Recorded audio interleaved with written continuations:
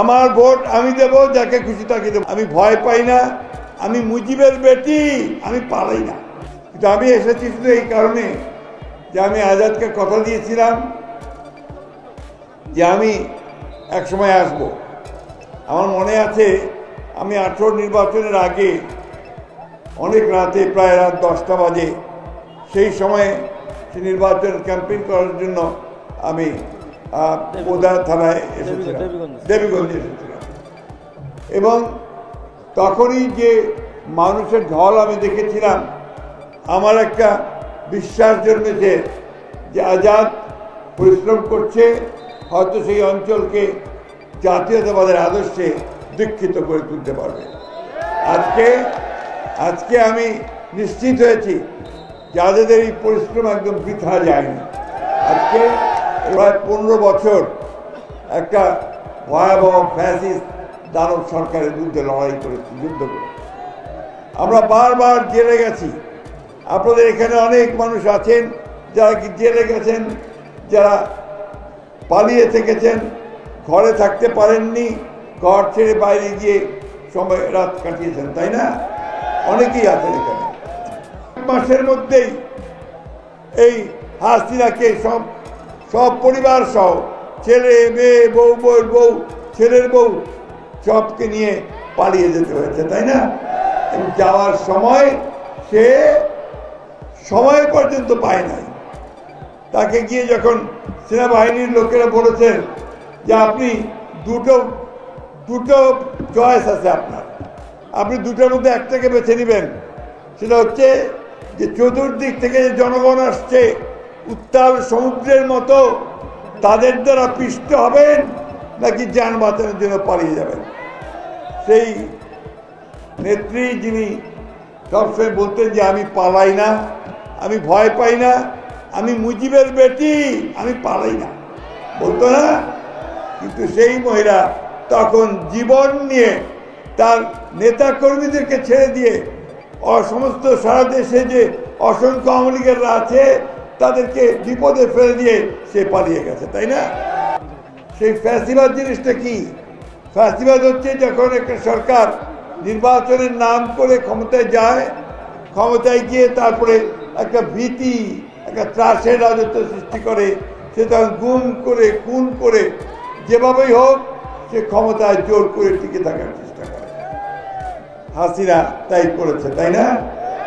জোর করে মানুষ চায়নি, কিন্তু সে তিনটা নির্বাচন এইভাবে মিথ্যা কথা বলে জনগণকে বোকা বানিয়ে সে 3টা নির্বাচন করে জোর করে ক্ষমতায় বসেছে।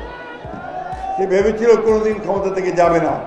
দেশকে গড়ে তুলতে হবে, স্কুল কলেজ মাদ্রাসাতে যেন ভালোভাবে ছেলেমেয়েরা লেখাপড়া করতে পারে তার ব্যবস্থা করতে হবে। আর কাথায় কাথায় ঘুষ যেন দিবা না হয়, এটা একটা বড় সমস্যা। বা খালি ঘুষ চাহাতে, যেইতে যা আছেন সেইটি ঘুষ চাহাতে, তাই না? ঘুষ আমরা আর দিবা না হয়। আপনারা সবাই রুখে দাঁড়াবেন, কেউ ঘুষ দিবেন না। যে ঘুষ চাইবে ওকে ধরে নিয়ে গিয়ে পুলিশের হাতে দিবেন। আপনারা বলবে পুলিশও তো ঘুষ খাচ্ছে, কি তাই না? ওই পুলিশকে আমরা এখন পরিবর্তন করতেছি, ইনশাল্লাহ ওই পুলিশ এখন জনগণের পুলিশ হবে, তাই তো? এইরকম একটা বাংলাদেশ আমরা চাচ্ছি। আমাদের ছাত্রদেরকে আমি ধন্যবাদ জানাতে চাই, আমাদের ভাইদেরকে যারা 15 বছর লড়াই যোগ করেছে তাদেরকে ধন্যবাদ জানাতে চাই যে তারা তাদের বুকে রক্ত ঢেলে দিয়ে আমাদের জন্য আবার একটা সুযোগ সৃষ্টি করে দিয়েছেন যে আমরা আমাদের দেশটাকে আবার একটা গণতান্ত্রিক পদ্ধতিতে গড়ে তুলব। আমরা এখানে সকল মানুষের ভোটের অধিকার নিশ্চিত করতে পারবো। আপনারা এই আগে কতগুলো ভোট হয়েছে, ভোট দিতে পারছেন? আমাদের ছেলেরা ভোট দিতে পারছে? কেউ পারে না। 3 বার 15 বছর ধরে আর ভোট দিতে পারে না, তাই না? সেই ভোটের অধিকারটা আমরা ফিরে চাই। আমার ভোট আমি দেব, যাকে খুশি তাকে দেবো, তাই না? এইটা বললে আবার কিছু কিছু লোকজন একটু অসন্তুষ্ট হচ্ছে যে খালি ভোটে চাচ্ছেন। হ্যাঁ, ভাড়া ভোট চাচ্ছি এই জন্য যে আমরা ভোটটা দিতে পারলে আমরা আমাদের সঠিক লোক নির্বাচন করতে পারবো। সেই লোক পার্লামেন্টে গিয়ে আমাদের জন্য ভালো কাজ করবে, দেশটাকে ভালোভাবে সঠিকভাবে সাজায় দিবে, তাই না? যারা লুট করে, চুরি করে, যারা আমাদের সম্পদ কেড়ে নিয়ে যায়, তারা আমাদের নেতা হতে পারে না, ঠিক না? আমরা নেতা তাদেরকেই করতে চাই যারা আমাদের পাশে দাঁড়াবে, দুঃখ করবে, কষ্ট করবে। তো আজকে ভাই একটা কথা বলে শেষ করে দিব। আজকে এই যারা পালিয়ে গেছে, ওই পারে পালিয়ে গিয়ে হাসিনা ওইখান থেকে সে ষড়যন্ত্র করতেছে, চক্রান্ত করতেছে, একটা মিথ্যা প্রচারণা চালার চেষ্টা করতেছে। এটা কি? ওই যে আমাদের ভাইরা বসে আছে এখানে, আমাদের হিন্দু ভাইরা, আমরা নাকি তাদের উপরে এই দেশে নাকি অত্যাচার হচ্ছে। আমি বলেন তো ভাই, আপনাদের এই অঞ্চলে কোনো অত্যাচার হয়েছে? কোনো নির্যাতন হয়েছে? কারোর উপরে কোনো চাঁদা চাওয়া হয়েছে?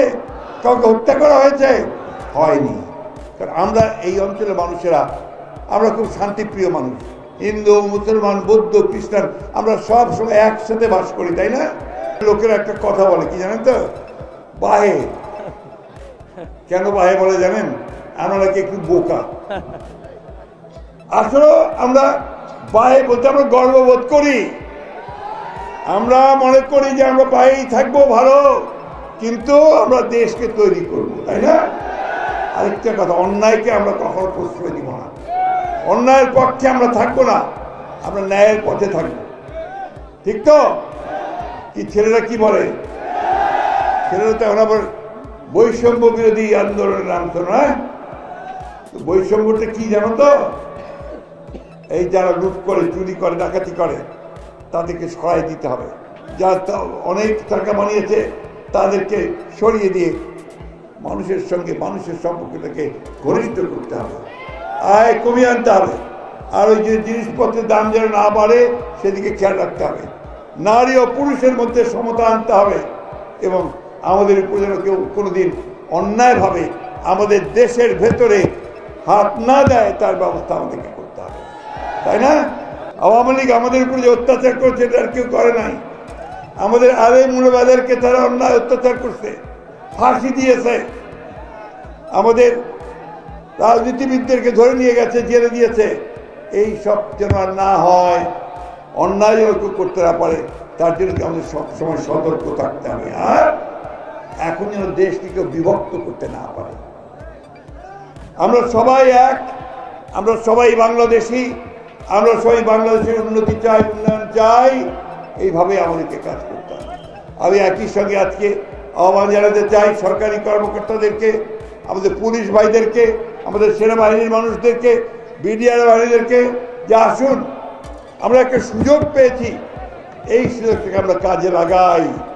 আবার আমরা বাংলাদেশকে সমস্ত বিভেদ বলে ঐক্যবদ্ধ হয়ে গড়ে তুলি, একটা শান্তির দেশ, একটা প্রেমের দেশ, একটা উন্নয়নের দেশ হিসাবে গড়ে তুলি, এবং আমাদের মাথায় যেন কেউ কাঁঠাল ভাঙতে না পারে তার জন্য আমরা সদা সতর্ক থাকি।